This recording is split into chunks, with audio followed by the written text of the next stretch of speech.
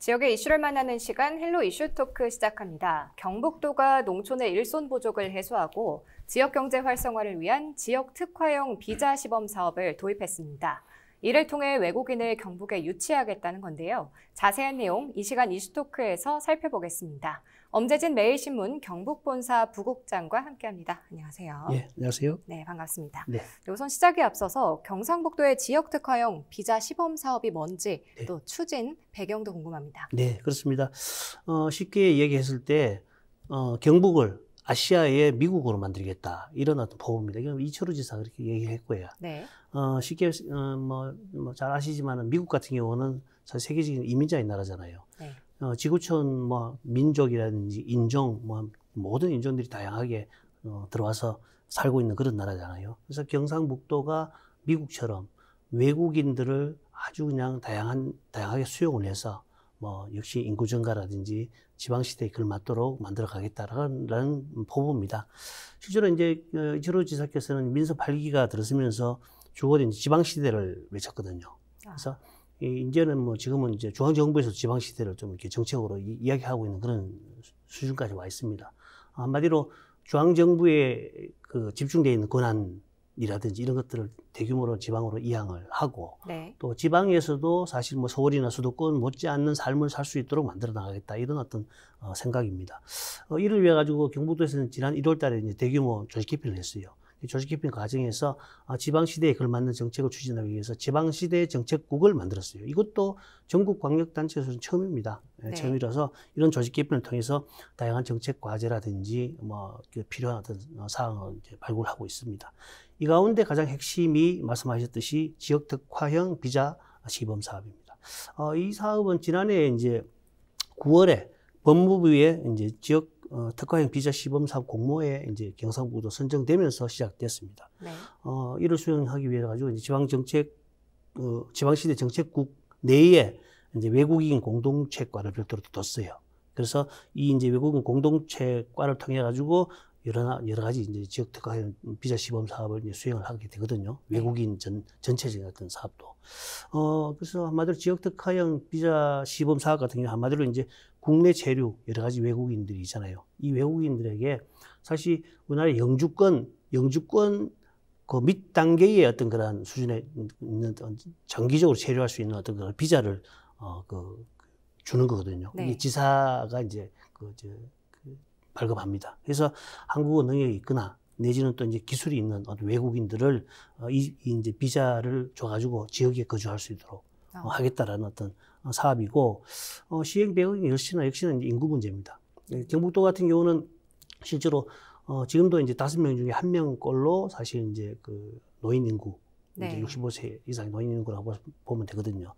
그만큼 또 이제 시간이 지나면서 이제 65세 이상 비율이 점점 늘어나고, 지금도 이제 전국에서 65세 이상의 어떤 노인 인구 비율이 전국에서 지금 가장 높거든요. 그러다 보니까 굉장히 심각하고, 특히나 지난 2021년도 같은 경우는 지역의 청년 인구들이 외지로 유출된 사례가 굉장히 높았어요. 이것도 이제 전국의 어떤 최고 수준인데, 네. 그러다 보니까 점차적으로 노인 인구가 많아지면서 경제 인구가 줄어들고, 또 청년 인구가 떠나면서 또 경제 인구가 줄어들고, 이러다 보니까 세수도 감소한다든지, 또 이제 노인 문제, 어르신들의 문제도 이제 생겨나고, 여러 가지 지역 사회의 어떤 존재 자체가 좀 위협을 느끼기 때문에 이런 어떤 여러 가지 사회적 문제를 돌파하기 위해서 이런 어떤 지역 특화형 비자 시범 사업을 통해서 외국인들을 경북 지역에서 거주하도록 만들겠다라는 생각입니다. 네. 네. 경북은 지난 5월에 접수된 할당량을 다 채웠다고 네. 하는데, 네, 그렇습니다. 이게 어떻게 해야 비자가 나오는 건지 좀 더 자세한 거주 조건도 좀 네, 궁금합니다. 그렇습니다. 앞서 말씀하셨듯이 일단은 지난해에 이제 부부권의 영주라든지 의성 비롯해가지고 영천, 고령, 성주 이 5개 지역을 일단은 시범 지역으로 선정을 해서 대상자를 접수를 했어요. 접수를 했는데 지난해 10월부터 이제 접수가 들어갔는데, 접수가 시작된 지 한 7개월 만에 지난 5월 달에 이미 아마 할당된 290석을 모두 채워버렸습니다. 네. 채울 만큼 굉장히 인기가 있었고, 이 사업은 경북도, 말씀드렸듯이 경북도 도지사의 추천을 받아가지고 이제 법무부에서 비자를 받는데, 이 대신에 이제 인구 감소 지역에서 일단 5년간 그 의무적으로 네. 거주하도록 되어 있습니다. 이제 5년 거주하고 추가로 이제 5년 연장을 할 수가 있어요. 그러다 보니까 외국인들에게는 굉장히 그 메리트가 있습니다. 네. 사실 단기 비자들밖에 없었으니까.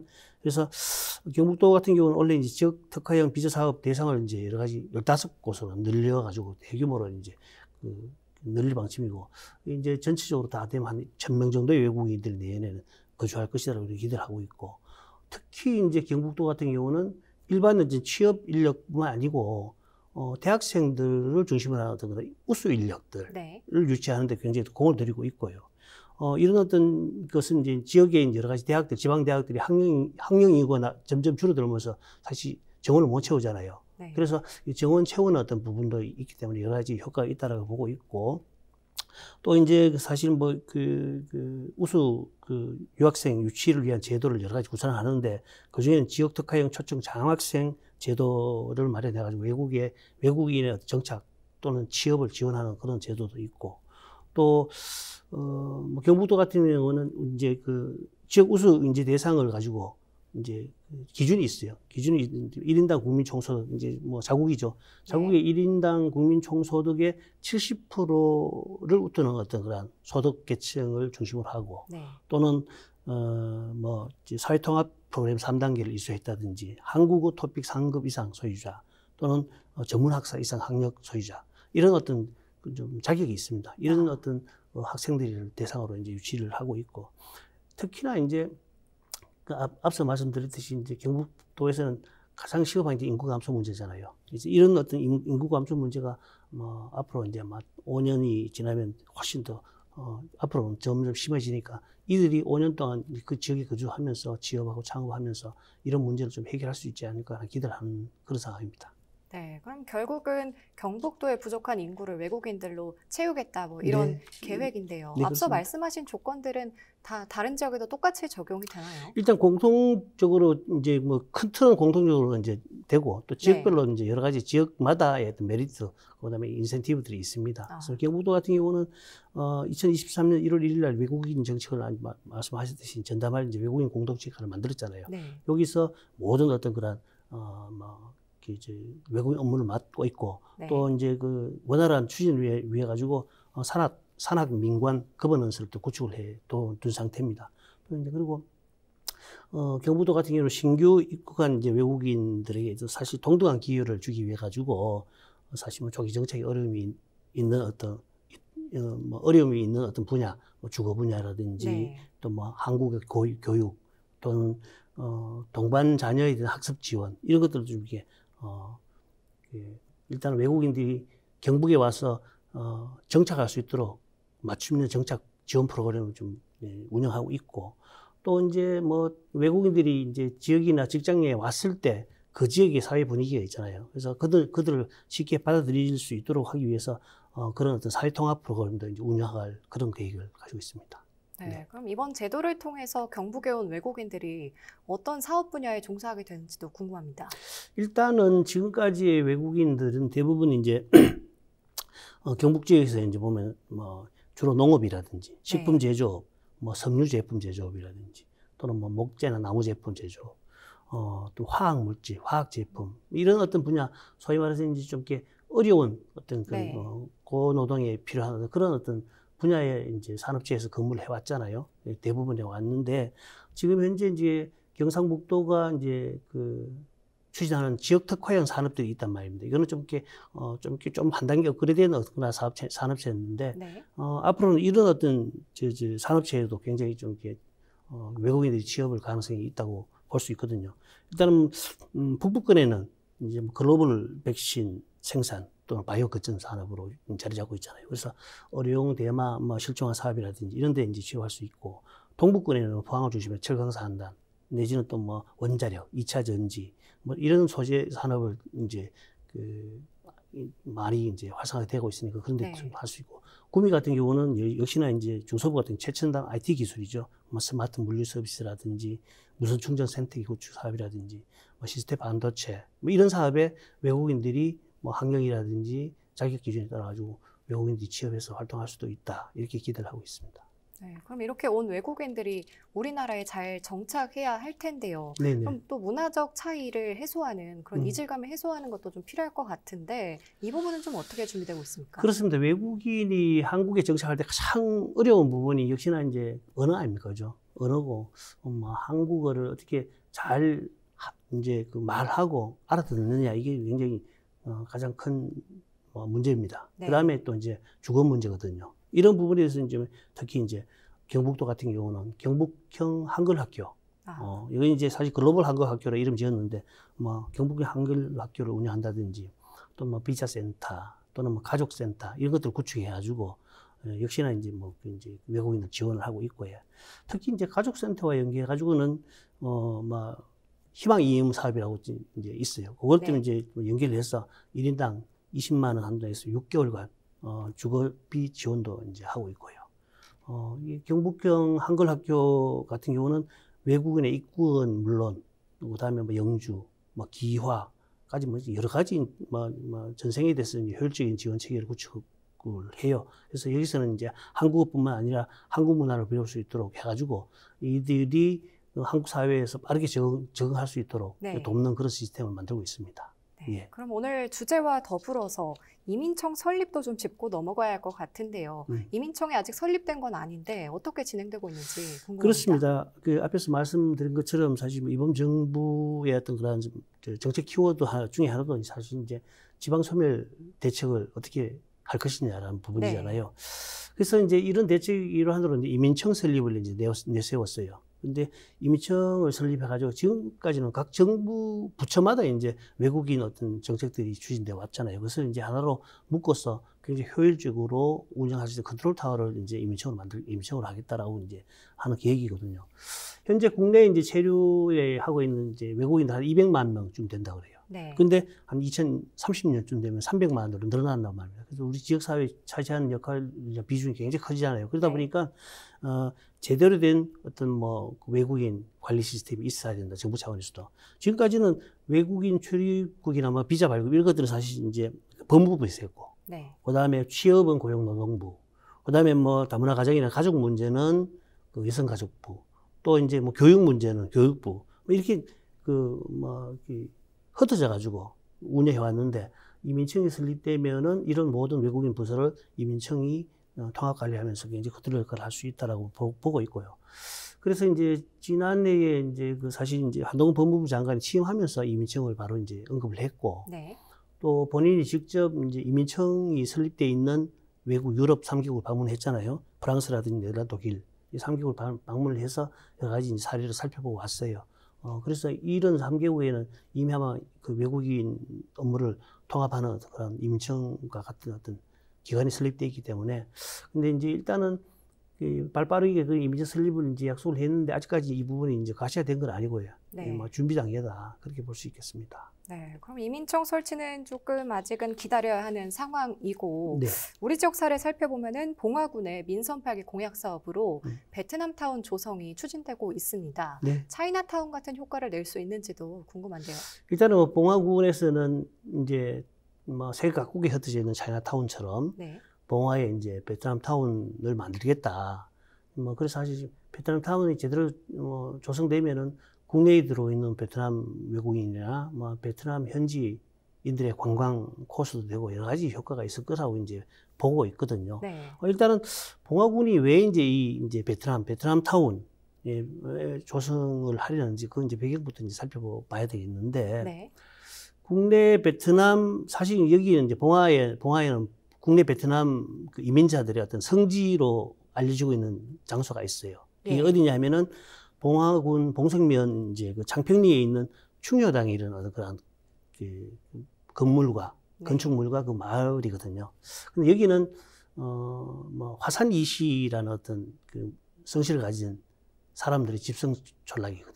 이 화산 이시 같은 경우 국내에 한 1,200명 정도 부분에 있는데, 이 화산 이시가 어떻게 이제 유래됐냐면은 베트남 역사상 최초로 이제 베트남 같은 경우는 대부분의 이제 중국 영역에 포함되어 있어가지고 중국에서 옛날에 이제 청나라 명나라에 있는 중국에서 책봉을 해요. 왕을 책봉을 해줬어요. 네. 책봉을 해오다가 근데 이제 그 책봉 제도를 이제 끊어내고 이제 베트남 뭐 자체적으로 이제 그 왕조를 설립해서 이 장기 집권을 해오는 게 이제 이시 왕조라고 리 왕조라고 있어요. 네. 이시 왕조인데 그게 리 왕조라 그러는데 그 리 왕조의 후손이 넘어와서 살던 어떤 지역이 이제 여기에 이제 중요하다기거든요.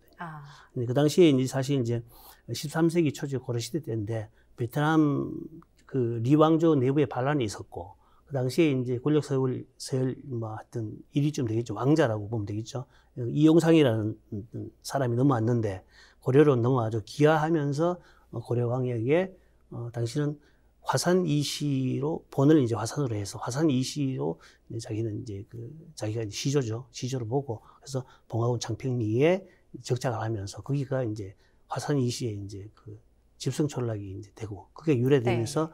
베트남 사람들로서는 그 화산 이시인 자기 조상이잖아요. 조상인 그런 리 왕조의 후손이니까 예, 그분이 살고 있는 그런 어떤 봉화군 창평리에 굉장히 기대가 있거든요. 그동안도 많이 또 들락날락 했어요. 기대를 하고. 그래서 봉화군 같은 경우는 이 베트남 그 타운 조선을 좀 미습팔기 공약 사업으로 했고 이미 아마 여러 가지 이제 그 8,000여 평방미터 규모의 좀 조성하겠다라 하고 전통마을, 베트남 전통마을이라는 리 왕조 유적지를 재현하고 여기 연수나 숙박시설 또 문화공연장 등을 조성을 해가지고 이제 중요한 일단 명성하겠다라고 이제 발표를 했고 거기에 따라 용역도 했고요.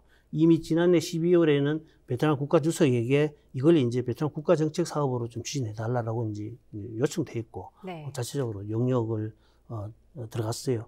앞으로 이제 봉화 같은 경우는 이게 이제 베트남 그 타운의 조성이 끝나면은 여러 가지 이제 베트남 관광대 유입이라든지 소비 정대에 따른 여러 가지 이제 지역 경제 활성화 또는 베트남 이민자 증가 이런 건 여러 가지 시너지 효과를 기대하고 있거든요. 네. 특히 베트남 같은 경우 우리 경상북도 같은 경우는 전체 이제 그 이민자들이 다문화 가정이 한 17,000여 가구쯤 되는데 이 중에 한 32% 정도가 베트남 어떤 이민자들이거든요. 그만큼 이제 경북과 베트남의 어떤 그 친밀도가 높다. 예. 그다음에 점점점 이제 베트남 인구는 1억 명이 넘고 있잖아요. 네. 그 중에 넘으면서 또 이제 평균 연령이 굉장히 낮아요. 32살에 불과해요. 우리나라에는 44.5세인데 우리보다도 훨씬 10년 이상 차이 나니까 네. 이 베트남 타운이 조성되면은 봉화군의 인구 소멸, 인구 문제는 좀 베트남 인력으로 충분히 대처하지 않을까 이렇게 기대를 하고 있는 그런 상황입니다. 네, 말씀하신 대로 베트남 인구가 1억 명이 넘는다고 네. 하셨는데 반면에 우리나라는 저출산과 고령화 이 현상이 계속되면 나중에 인구가 절반으로 줄어들 것이다 이런 전문가들의 견해도 있었습니다. 결국은 외국인 수용에 기댈 수밖에 없는 상황인데 어떻게 보세요? 그렇습니다. 일단은 우리나라 저출산 고령화 문제는 뭐 전국적인 어떤 그런 국가 정책의 문제, 국가적인 문제잖아요. 네. 지금 현재 뭐 이대로 가면은 2070년 되면은 한 3,766만 명 정도로 줄어들 것이라고 보거든요. 지금 현재 한 15% 정도 수준, 65세 이상이 그때 되면 한 절반 정도 가까이 되니까 그만큼 경제 일부도 줄어들고 네. 그러다 보면 여러 가지 뭐 그 인구 불균형이 일어나잖아요. 그러니까 뭐 생산성 감소라든지 국가 존립, 뭐 지자체 존립 문제가 있기 때문에 이런 어떤 인구 문제를 돌파하기 위해서 사실 그 가장 좋은 정답은 아니에요. 외국인 그 유입 정책, 이민 정책이 정답은 아니지만은 일정 정도 그 문제를 좀 해소할 수 있는 어떤 그 대안은 될 것이다라고 기대를 하고 있습니다. 그래서 여러 가지 이제 그 정부나 지자체에서 이들을 이제 유치하기 위해서 뭐 제도, 법률적 이렇게 뭐 좀 손을 보고 하잖아요. 하지만 가장 중요한 것은 무엇보다도 이제 앞서 뭐 여러 가지 언급됐지만 그 지역 사회가 이민자들을 받을 수 있는 분위기가 되는지 여러 가지 이제 뭐 좀 이렇게 그들에 대한 어떤 시선 이런 것들을 좀 이렇게 살피는 게 중요하고 지금 추진하고 있는 지역 특화형 뭐 비자 사업이라든지 뭐 베트남 타운 조성 사업 이런 것들이 순조롭게 잘 되기를 기대하는 그런 상황입니다. 네, 알겠습니다. 오늘 말씀 여기까지 듣겠습니다. 네, 지금까지 경상북도에 외국인을 유치하는 지역 특화형 비자 시범 사업 살펴봤습니다. 이 시간 헬로 이슈 토크는 여기까지입니다. 시청해주신 여러분 고맙습니다.